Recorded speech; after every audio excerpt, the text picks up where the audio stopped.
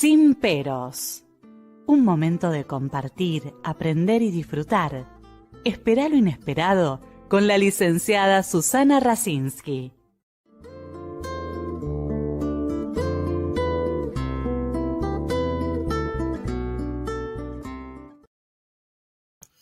Muy buenas noches.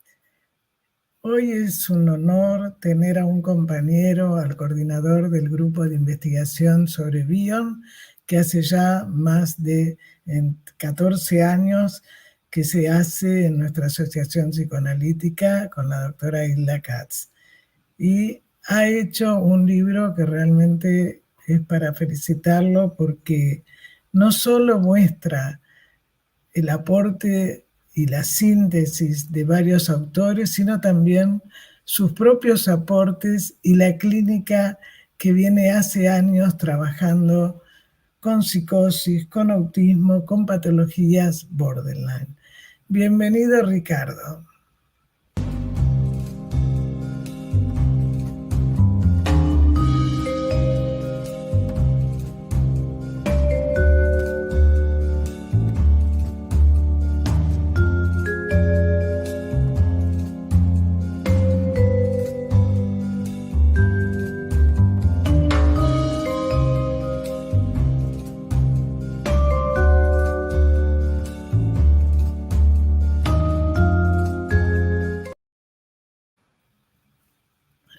Bueno, bienvenido y la verdad te agradezco muchísimo porque sos muy práctico, sos muy claro, pero además transmitís tu experiencia clínica junto con todas tus lecturas teóricas.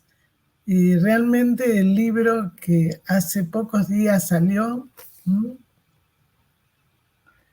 lo recomiendo para todos los colegas del exterior y de acá de nuestro país, porque, bueno, has hecho la introducción, la ha hecho Hilda Katz, y realmente es una síntesis teórica un poco para entender, ¿no?, varios temas que vemos en la vida cotidiana también, aparte del consultorio. Entonces, creo que no solo que es necesario, sino que la verdad como docente también, porque se nota, y bueno, nos ayudas a seguir pensando y aprendiendo, ¿no? ¿Cómo surgió el libro? Bueno, el libro fue surgiendo a partir de básicamente dos ideas, ¿no? El libro se llama Objeto enigmático, objetos enloquecedores. La editorial Letra Viva. Y tiene ahí un subtítulo que dice Bion de la intuición a la psicosis. Primero surgió un poco la idea del objeto enigmático, que corresponde a toda la primera parte del libro, y después surgió la idea de los objetos enloquecedores, y un día me di cuenta que tuve como la intuición de que los dos conceptos se podían de alguna manera comunicar, en el sentido de que aquel paciente que tenía un predominio de estructura psicótica no iba a poder construir un objeto enigmático, mientras que un paciente en su parte neurótica sí tenía la capacidad de poder construir ese objeto enigmático. Entonces eso me permitió juntar como las dos partes que fueron concebidas en su primer momento como separadas, y juntarlas las dos en el libro, ¿no? La primera parte es bastante más teórica, bastante basada en Bion. La segunda parte hay todo un desarrollo sobre psicosis, tomando distintos autores, tomando muchas cosas de Racamier, de Resnick, de Bion también, de Badaraco. Además, las frases que vos pusiste al comienzo, esas son muy lindas. Muy bien elegidas, ¿no? Sí, son muy lindas. Cuando una cosa no ha sido entendida, inevitablemente reaparece como un inquieto fantasma que no logra el descanso hasta que el misterio haya sido resuelto y el hechizo quebrado. De Bion, lo único importante en cualquier sesión es lo desconocido y nada debe impedirnos intuirlo. De Salomón Resnick, la profesión de psicoanalista para aquellos que se sienten inspirados es una continua confrontación con lo ignoto, con lo no familiar, que cae como una sombra inesperada sobre el espacio familiar de todos los días.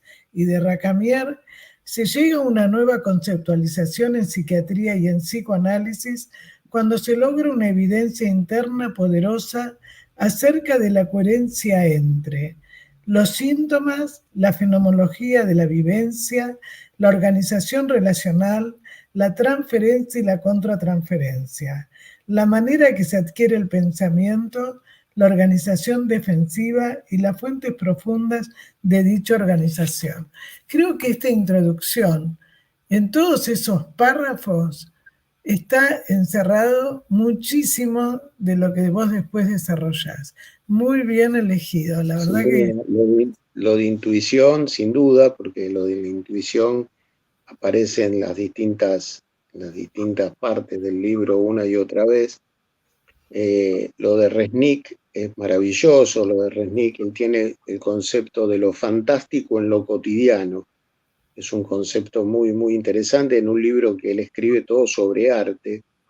Tiene el concepto de lo fantástico en lo cotidiano.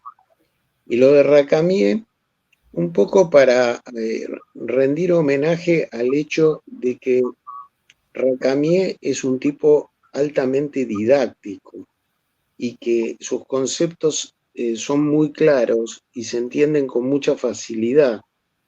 Entonces, me parece que él en ese párrafo lo que está diciendo es, cuando tenemos claro lo que queremos decir y lo podemos fundamentar en todos estos aspectos, todo termina como cerrando, es como que el rompecabezas se termina de armar en forma muy coherente y muy sólida, y entonces avanzamos en la comprensión verdaderamente, ¿no? En la comprensión de nuevos cuadros, en la comprensión de nuevas maneras de entender cuadros históricos, ¿no?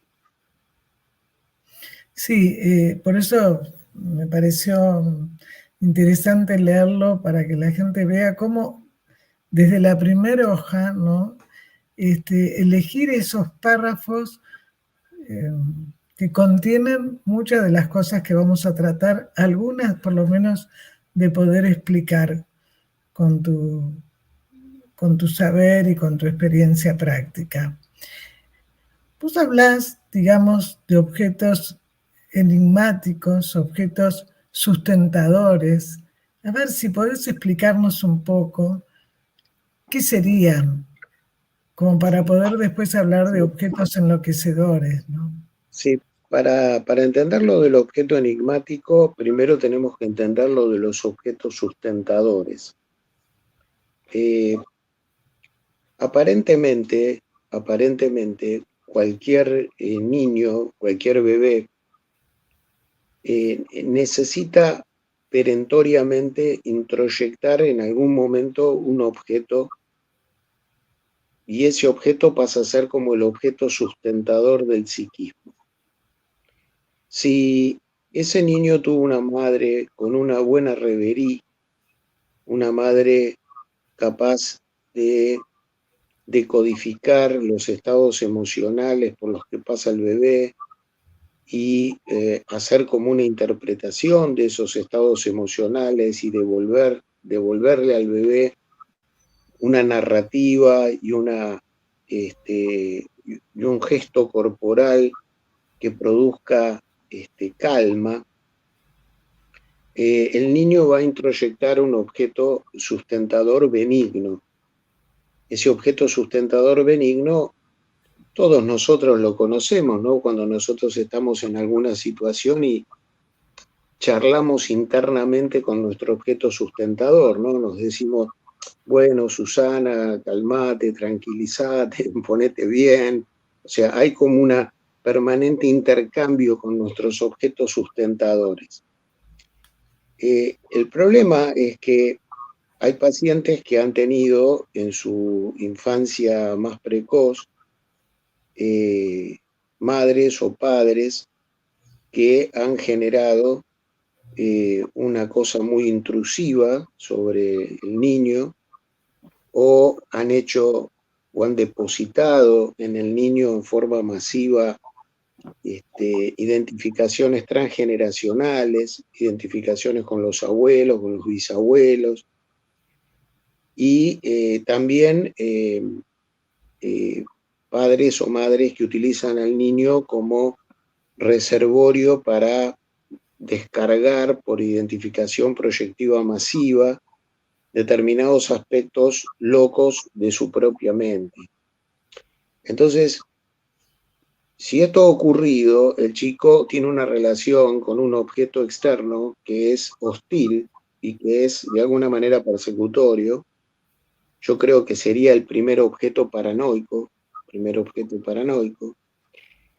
pero como no tiene otro objeto que introyectar, y aparentemente la introyección de ese objeto primordial sería como una necesidad casi filogenética, el chico se ve obligado a introyectar lo que tiene, y entonces introyecta ese objeto predominantemente hostil. Entonces, al introyectar ese objeto predominantemente hostil, nosotros tenemos la configuración de lo que sería la parte psicótica de la personalidad, mientras que aquel que puede introyectar un objeto más benigno, más comprensivo, que se puede adaptar o que puede entender las necesidades del niño y traducírsela a un lenguaje de palabras y de acciones conveniente como para que el chico se calme, ese chico introyectaría un objeto sustentador benigno. Ahora, vamos a la idea del objeto enigmático. Yo lo que me pregunté es que por más bueno que sea el objeto, por más buena que sea la madre no es siempre igual, no es inalterable. Entonces, a la madre le pueden ocurrir cosas. Por ejemplo, no sé, suponete que un día la madre está de mal humor o la madre está depresiva.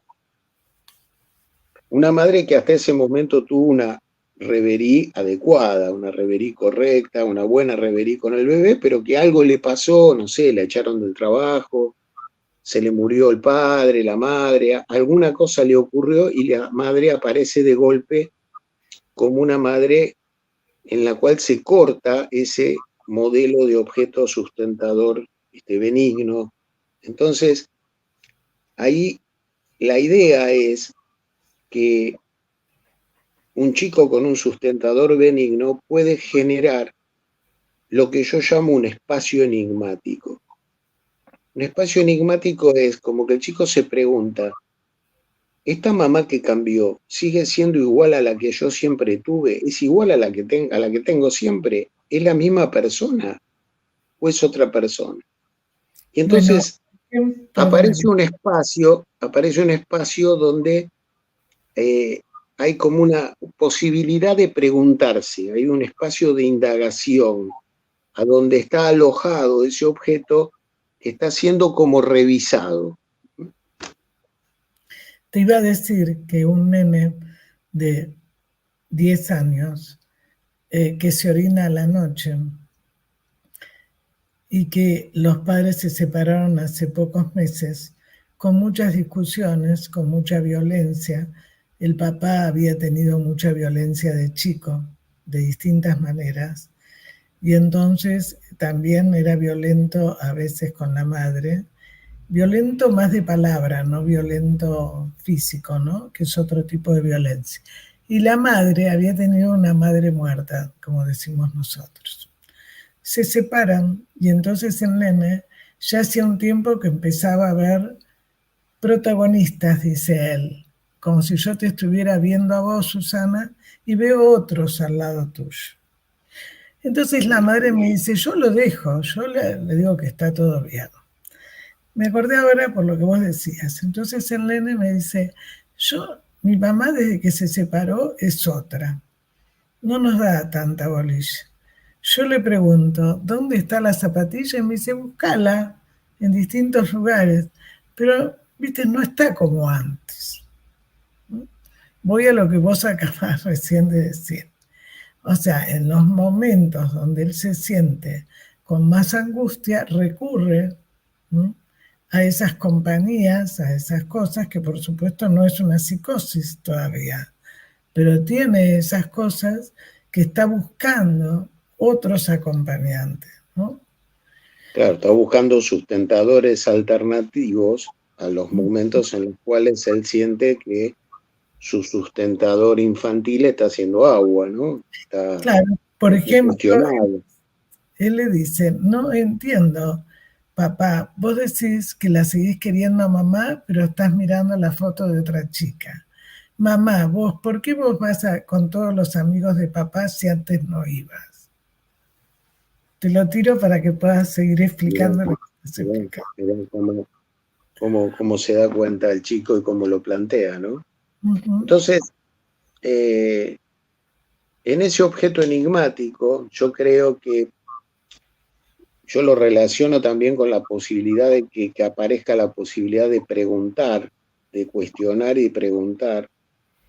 Y en ese objeto, en ese espacio enigmático se aloja transitoriamente un objeto que es esa madre cuestionada, donde el chico trata de intuir si hay algo que le dice que esa madre modificada tiene algún elemento común con su madre originaria. Entonces, es como yo digo, como si el chico leyera como un código de barras de la madre, ¿viste? Un código de barras, eso de los productos del supermercado. Si leyera un código de barras para ver, a ver si encaja en algún punto que esa madre cambiada es la misma que él siempre tuvo. Entonces, para eso echa mano a todos sus recuerdos, a todas sus intuiciones previas, y hace como una búsqueda intuitiva. Y de golpe, si en algún lugar hay como una especie de match, una especie de coincidencia, ya ahí surge una sensación de alivio. Sigue siendo mi mamá, es mi mamá.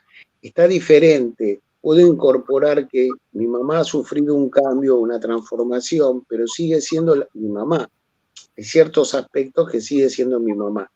Con este chico es más grande, entonces él lo puede verbalizar. Él dice, sí, es mi mamá, sigue siendo mi mamá, pero yo la veo que está distinta. Él lo puede verbalizar muy bien. Pero imagínate esto en un nene chiquitito que no tiene todavía mucha capacidad de verbalización. Yo creo que el nene hace igual este trabajo, y este trabajo le permite ir modificando su objeto sustentador en forma muy progresiva. Entonces va cambiando el objeto sustentador.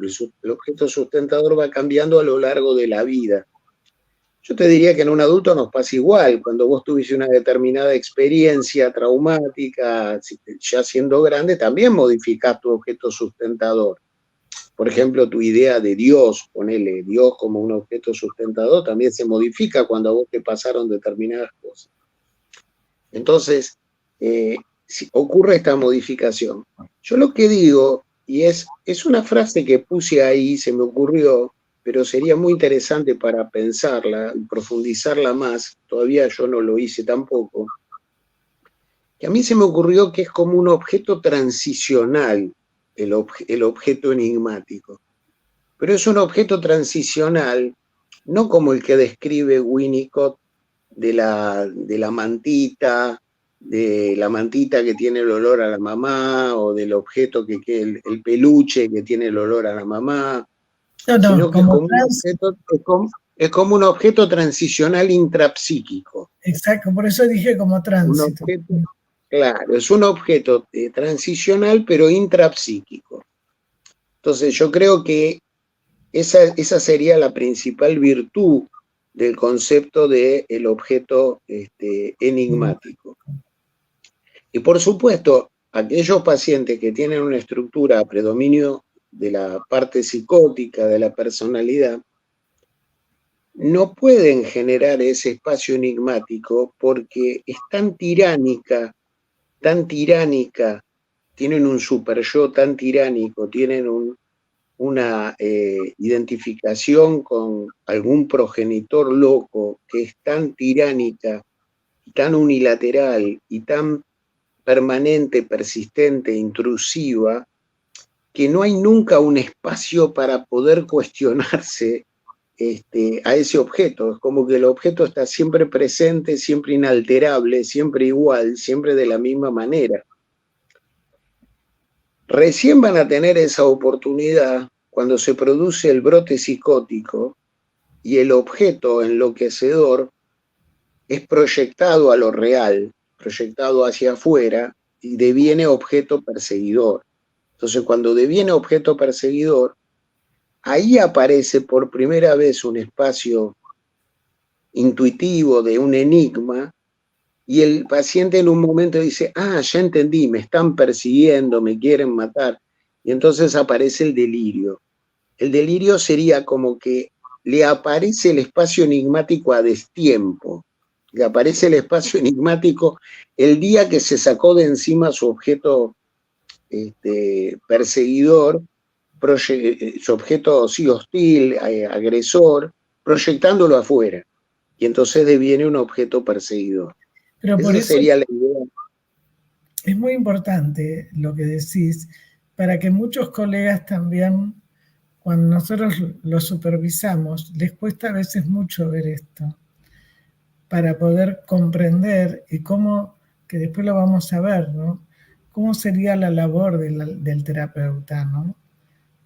Porque poder entender esto que pone en el brote, ¿no? O en delirio, todo esto, y cómo nosotros tenemos que captarlo eso, darnos cuenta, porque es un momento que puede ser muy bueno, que no es... Sí, captarlo antes que haga la proyección al exterior y haga el trastorno delirante, ¿no? Porque ya ahí llegas tarde, es bastante difícil después de desarmar eso. Así es. Es bastante complejo de desarmar. Y cuando están los objetos enloquecedores, por Enloquecedores. Los enloquecedores, el asunto es así. Hay un trabajo de Searles. Searles es excelente, lo que pones en el libro. Excelente. Sí, mira, a veces te pasan cosas extrañas. Un día estoy caminando por Nueva York y entro con mi mujer a una librería de viejo. Me pongo a mirar los libros y me encuentro con las obras completas de Searles en inglés en una librería de viejos y me lo traje para Buenos Aires, ¿no? Una especie de... porque acá en Buenos Aires se publicaron, pero no todas las obras, se publicaron algunos de los trabajos más importantes. Y este Searles tiene un trabajo que se llama El objeto que trata de volver loco al otro. O sea, más o menos ese es el título. Y Badaracco se ve que estaba con una idea parecida, porque Badaracco presenta poco tiempo después en francés el objeto que enloquece al otro, ¿no? El verbo enloquecer no lo tienen los ingleses, pero los franceses sí. Entonces, el objeto que enloquece al otro. Y él habla del objeto enloquecedor. Pero los dos hablan del objeto enloquecedor como singular. Y yo la apuesta que hice fue la siguiente. Yo dije, debe haber tipos de objetos enloquecedores y si nosotros podemos de alguna manera disecarlos, nos va a facilitar mucho la comprensión de en qué lugar se coloca el paciente respecto a la transferencia y la contratransferencia, si vos sabés el tipo de objeto enloquecedor. Entonces empecé a hablar de objetos enloquecedores, en plural, y se me ocurrió la idea de que había que describirlos. Entonces me di cuenta que sin haber dicho que estaban haciendo eso, ya había algunos objetos enloquecedores que habían sido descritos. Entonces, estaban los perversos narcisistas, que lo describió Racamier. Racamier también habla del objeto incestual, no incestuoso, sino incestual. Racamier también habla del objeto exportador de duelo, o sea que en vez de vivir él el duelo se lo exporta a otra persona, a un hijo, por ejemplo. Después está Green con la madre muerta, que vos dijiste. Me faltó agregar, que lo estoy pensando agregar si en el libro hacemos alguna reedición, el muerto vivo de Baranger Mon, que es el hijo que nace para sustituir a un hijo muerto previo, ¿no? Y entonces es el muerto vivo. Y después se me ocurrieron algunos objetos enloquecedores nuevos y objetos enloquecedores que yo había visto en mi práctica clínica. Uno es el objeto que induce una escena ancestral traumática, que lleva a revivir o a evitar revivir una escena ancestral traumática. Yo sobre eso hice mi tesis de doctorado en la Fundación Barceló. Y entonces, bueno, era un tema que yo tenía ya bastante trabajado. O sea, el objeto que de pronto un paciente que trae una escena traumática, pero que es una escena traumática de sus abuelos o de sus bisabuelos, o que trata por todos los medios de no repetir una escena que tiene metida adentro, pero que también viene de sus abuelos o de sus bisabuelos. Y ahí pongo dos ejemplos en el libro, uno donde se repite la escena traumática y tal cual, y otro donde se trata de evitar a toda costa la misma escena traumática. Y después está el objeto deplesionador serial, que es como un objeto loco que induce depresión del psiquismo de la víctima, lo depresiona totalmente, y que yo relaciono que esa depresión llevado a lo corporal puede terminar en anorexia o puede terminar en obesidad.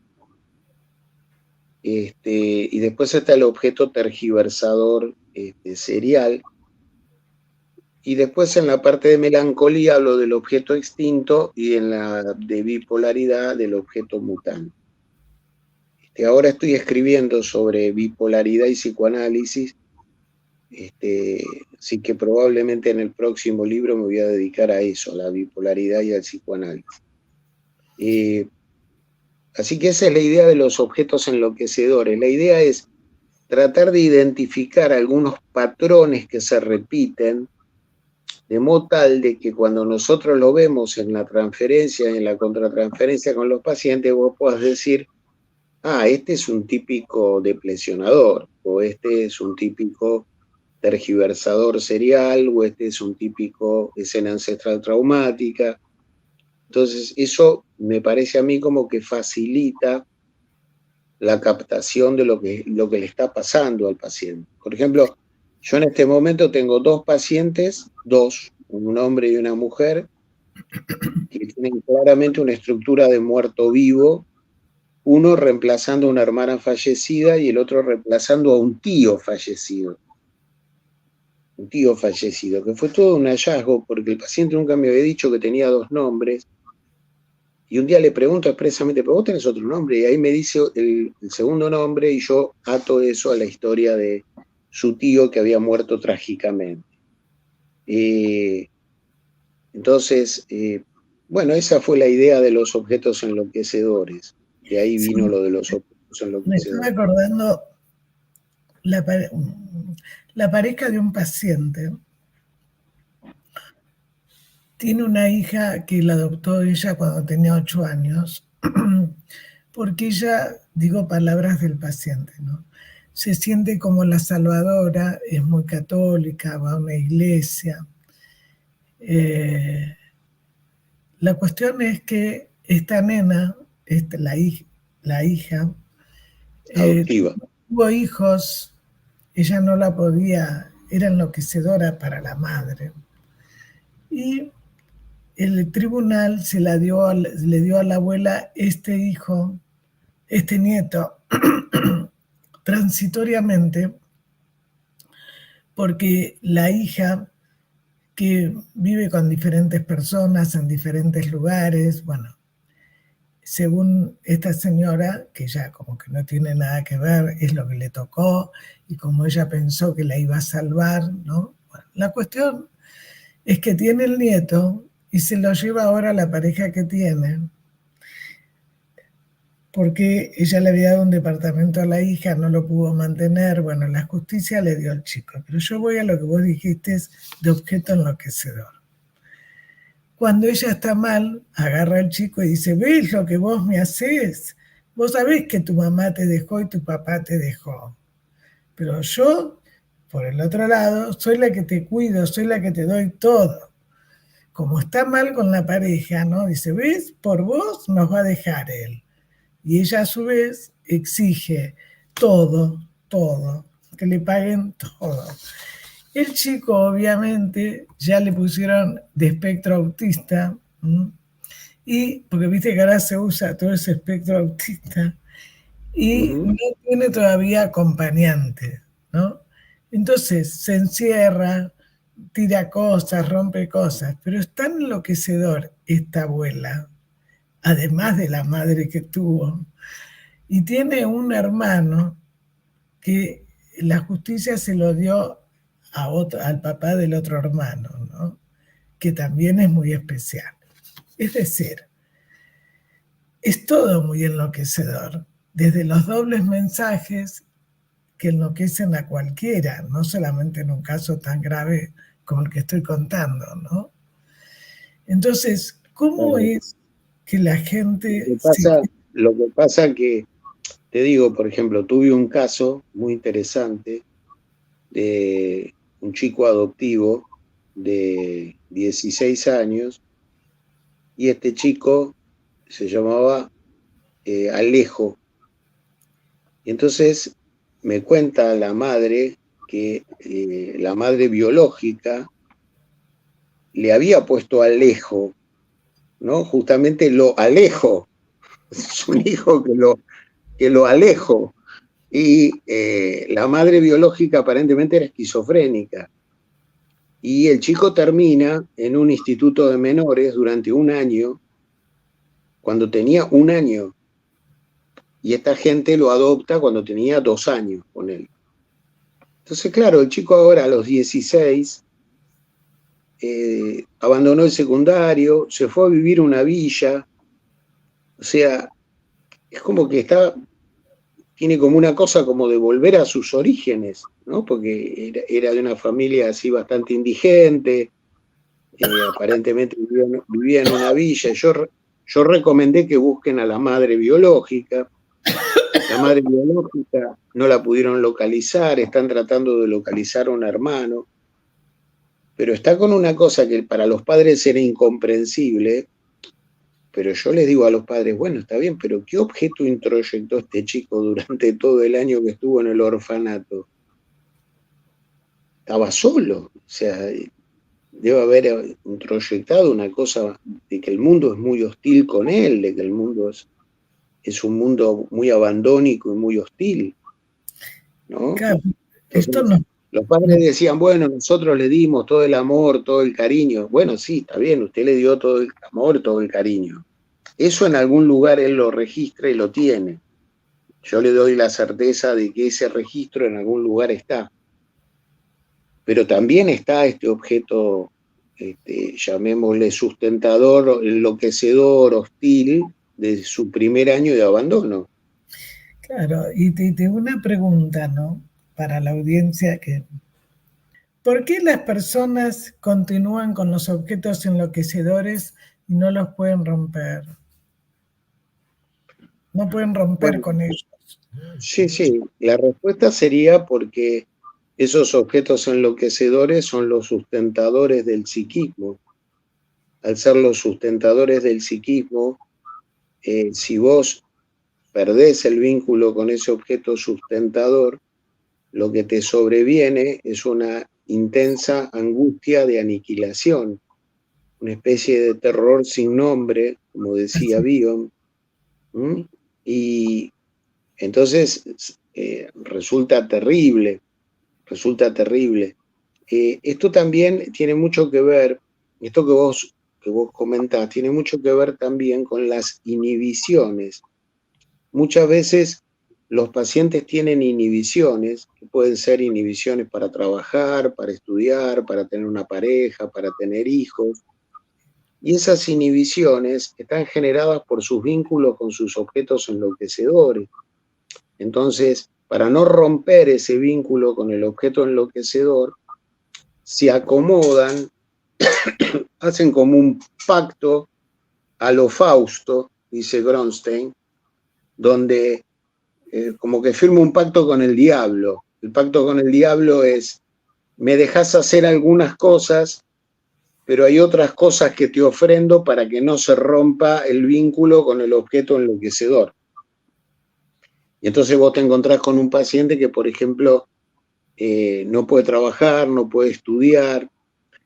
Otras veces lo que ocurre es que para mantener el pacto con el objeto enloquecedor, el paciente no puede tener placeres y entonces lo único que puede tener son goces.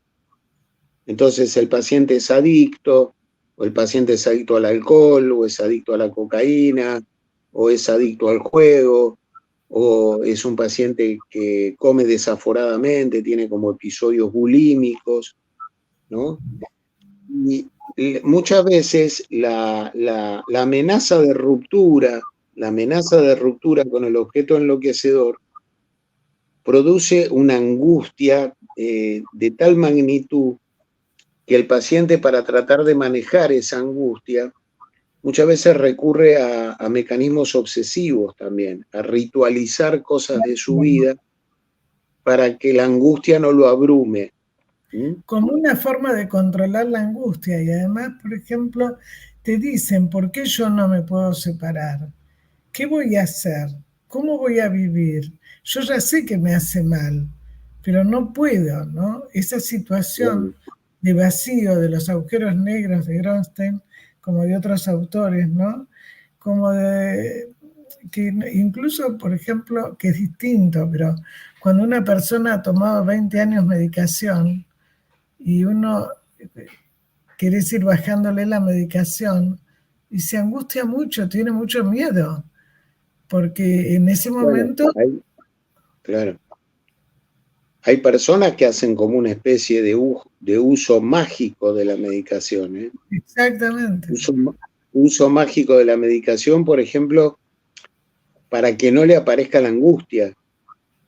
Entonces, la medicación está al servicio de no vivir, porque si vivo me aparece la angustia.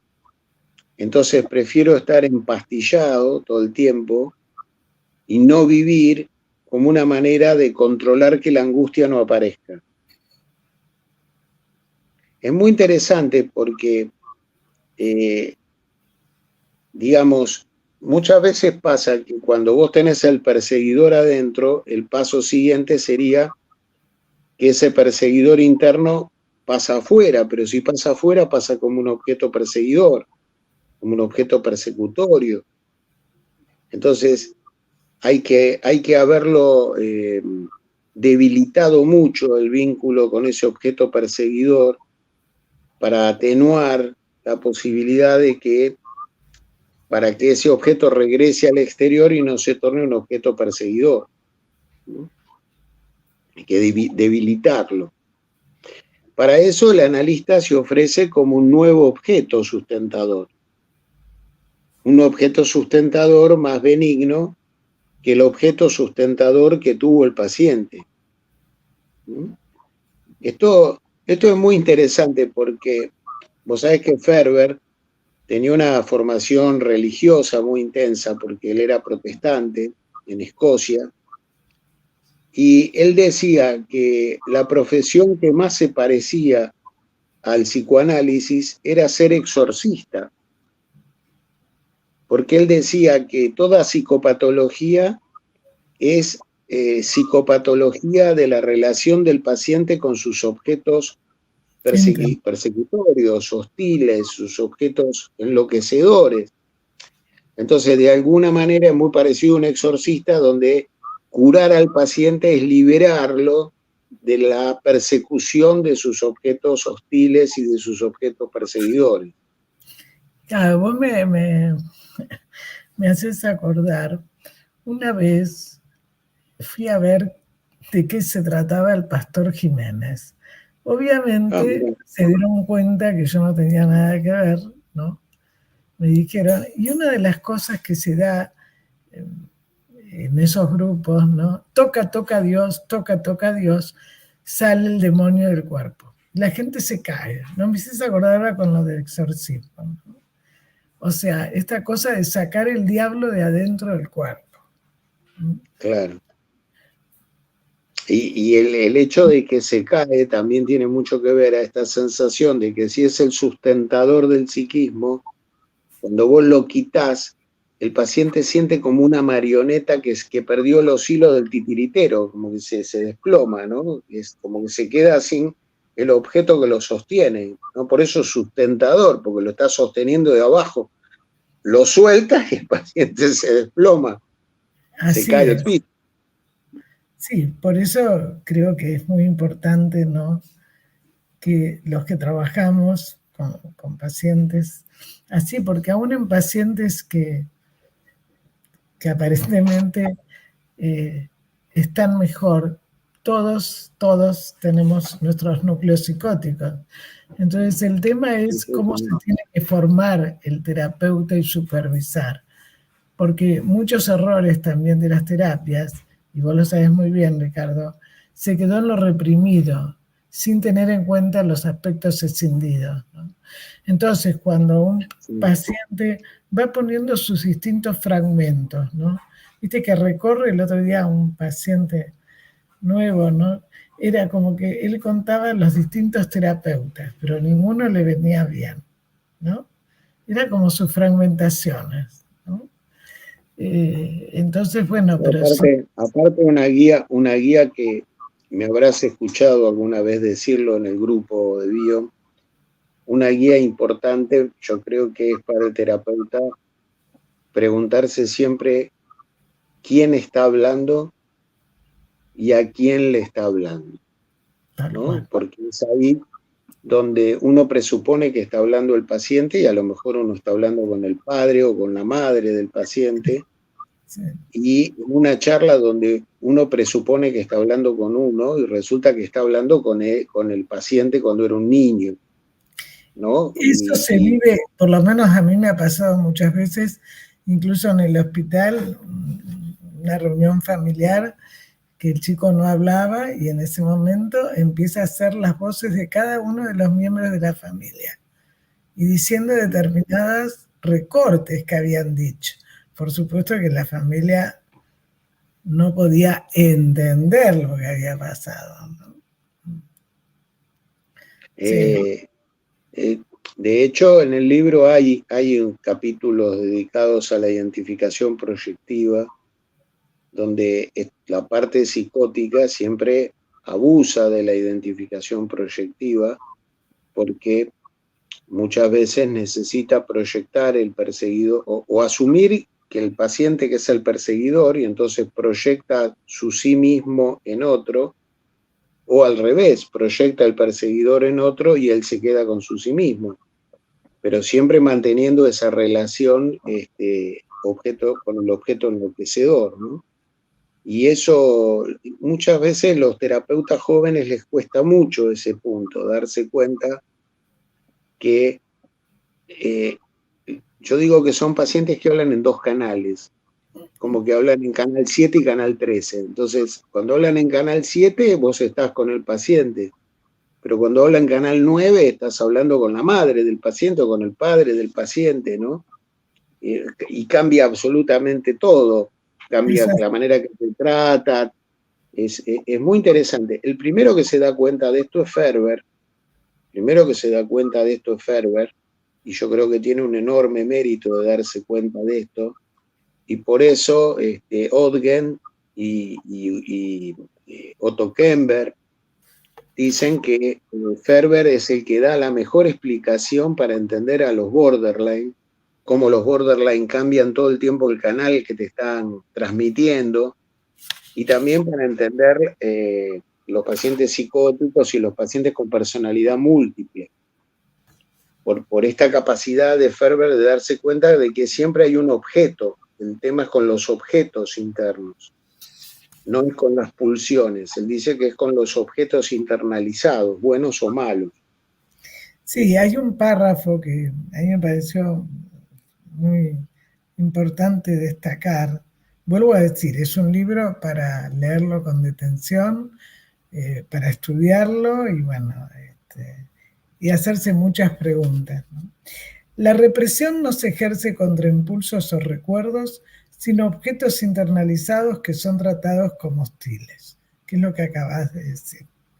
Sí, esa es la principal diferencia entre Ferber y Freud. O sea, Ferber es un gran estudioso de la obra de Freud, pero él se empieza a hacer preguntas y él dice que la libido es buscadora de objetos y que lo que se introyectan son objetos buenos, objetos malos, y que la psicopatología se remite a la relación del paciente con sus objetos malos.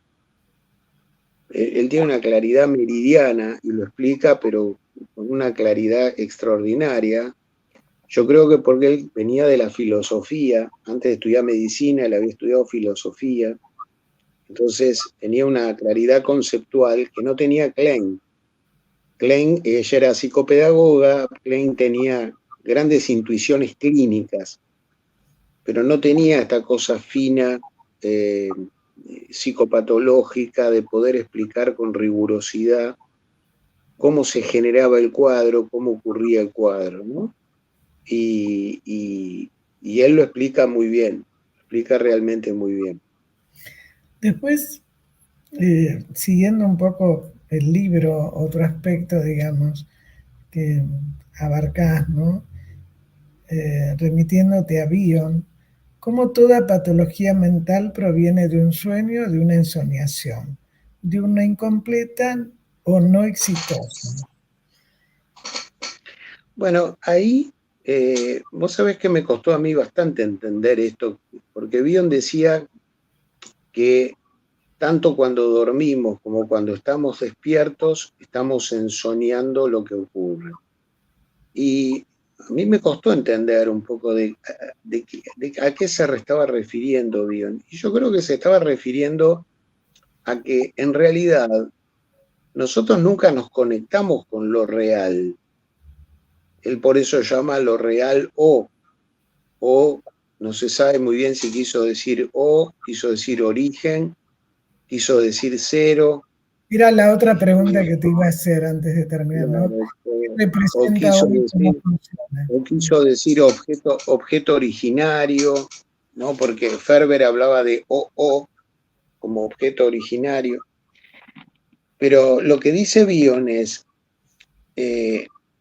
nunca, no nos podemos acercar a O, podemos intuirlo solamente. Además, en el momento en que lo estamos intuyendo, ya O está cambiando. Es como que nosotros intentamos parar la realidad, parar lo real, pero lo real sigue evolucionando aún en el momento que lo estamos parando. Y lo que nosotros construimos siempre son como fantasías o ideas que nos hacemos sobre lo real. Entonces, esas ideas o esa fantasía sobre lo real sería lo que nosotros llamamos la realidad. La realidad sería como una versión subjetiva de lo real.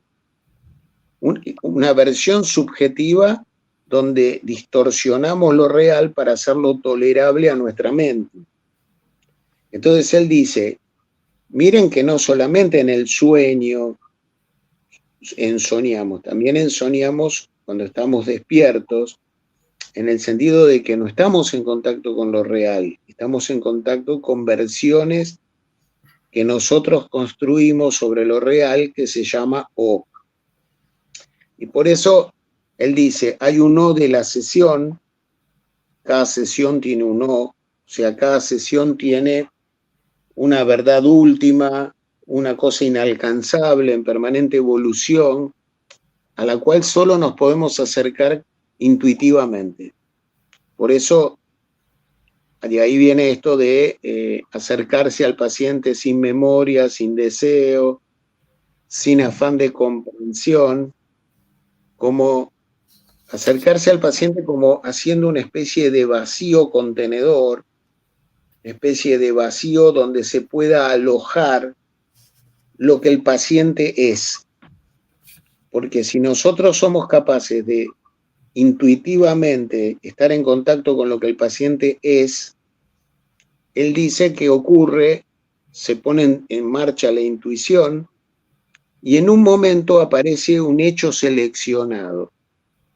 Ese hecho seleccionado es como una especie de, ahora entendí, es tal cosa, ¿no? Esta cosa que nosotros como analistas cada tanto nos pasa, ¿no? De pronto un paciente te está hablando, uno no entiende muy bien, pero uno se coloca en una especie de atención flotante, haciendo como un espacio mental que permite que se aloje algo, y uno trata de intuir, y de golpe aparece algo que uno dice, es esto. Muy interesante porque Bion dice, esa interpretación tiene que sorprender por igual al paciente y al analista. Totalmente, lo venimos hablando. Muy interesante lo que él dice. Y entonces, sí. Bion nos convoca a un análisis donde la intuición pasa a tener un lugar fundamental. Y esto está basado, esta idea de Bion está basado en varias fuentes. Yo no pude volcarla en el libro, había más capítulos del libro, tuve que acortarlo un poco el libro, pero había capítulos sobre las fuentes budistas del pensamiento de Bion, había también un capítulo sobre las fuentes filosóficas y místicas.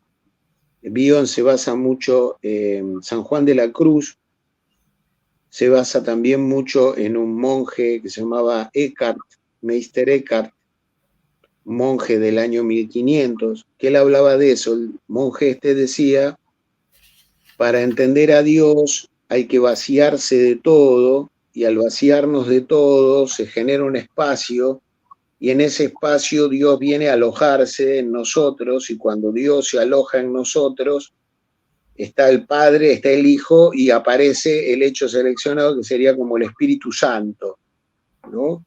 Entonces él toma un poquito ese modelo de este Eckhart y el modelo de San Juan de la Cruz. San Juan de la Cruz habla de la noche oscura del alma, como que hay que atravesar un espacio oscuro de vacío, y en ese espacio oscuro de vacío uno debe permanecer, y de golpe se hace una luz. Ese vacío en el que uno escucha al paciente esperando que se aloje lo que el paciente va diciendo adentro de uno hasta que aparezca ese hecho seleccionado y esa intuición que permite entender qué es lo que le está ocurriendo. Lo mismo decía el Meister Eckhart, el maestro Eckhart, este monje del 1500, que él hablaba de que para llegar a Dios había que despojarse de todo, esto de sin memoria, sin deseo, sin afán de comprensión, y que al despojarse de todo, Dios venía a alojarse en el alma, y que cuando Dios se alojaba en el alma, por la intuición, uno comprendía a Dios y de alguna manera aparecía como el Espíritu Santo. Entonces se producía ahí la Trinidad, de Padre, sí, Hijo y Espíritu Santo. Sí, vos ponés en el libro también al doctor Suzuki, ¿no? Que en 1949 habla del Zen, sí. Doctrina sin pensamiento.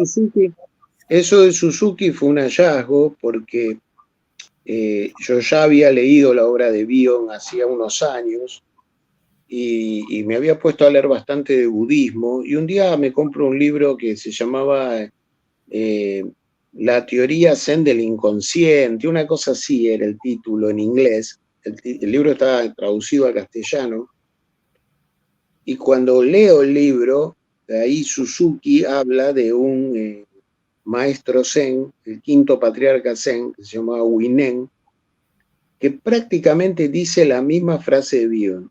Dice, sin memoria, sin deseo y sin apego. Sin apego, Esta es la frase, sin apego. Y yo dije, bueno, evidentemente Bion lo sacó de acá, y es muy probable que Bion lo haya leído, porque este Suzuki daba muchas conferencias en Londres. En esa época estaba ligado a Jung, estaba ligado a Erich Fromm, estaba ligado a otras figuras del movimiento psicoanalítico. Y yo estoy seguro que si Bion encontró en una librería un libro que habla de la teoría Zen del inconsciente, seguro lo compró, porque era como un tema, un título muy atractivo. Y ahí aparece esa frase del quinto patriarca Zen, que yo creo que es la que él toma para decir eso de sin memoria, sin deseo y sin afán de comprensión. Es que es la única manera, creo, que podemos trabajar. Vamos a mostrar el libro porque se nos fue el programa y te dejo el cierre, pero bueno, vamos a volver a mostrar el libro de Letra Viva, la editorial, que se puede encontrar en Buenos Aires, y si no por Amazon, ¿no? También. Por Amazon o en la página de Letra Viva. Ah, perfecto. Está también en ebook, así que la gente del exterior lo puede comprar por ebook. Perfecto.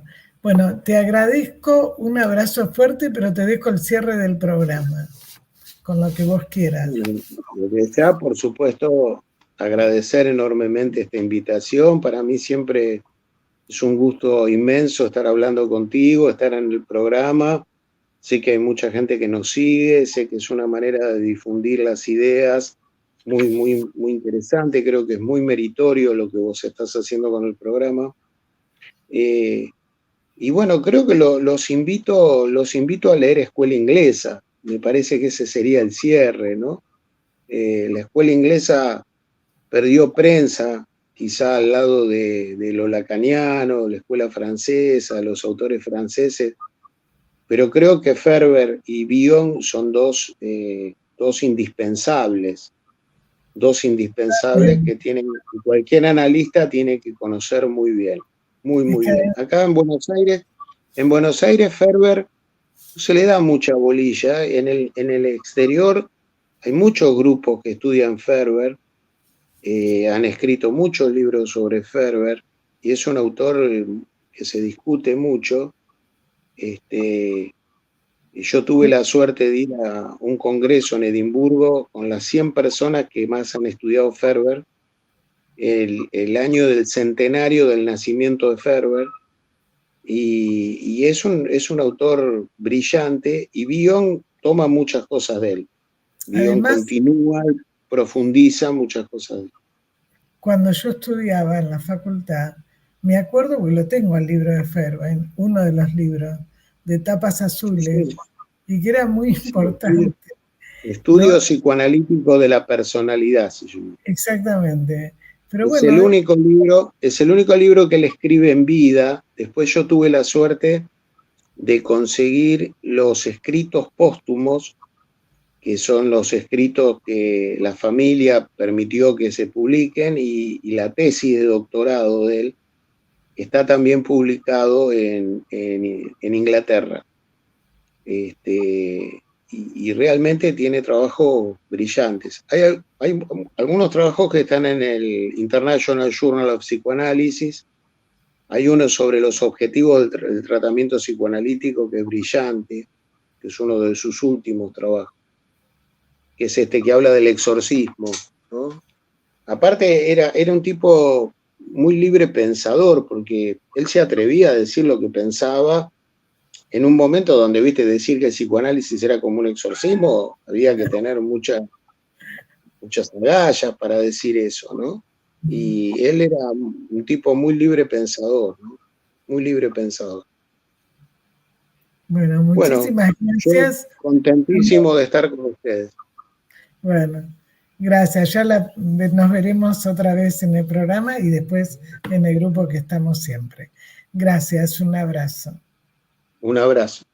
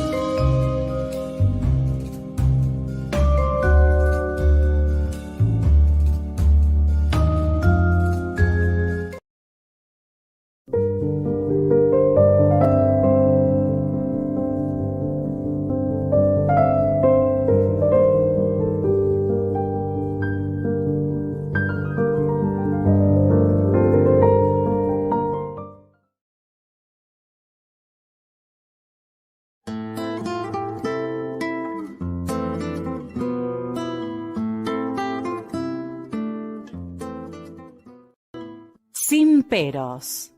Un momento de compartir, aprender y disfrutar. Espera lo inesperado con la licenciada Susana Rasinski.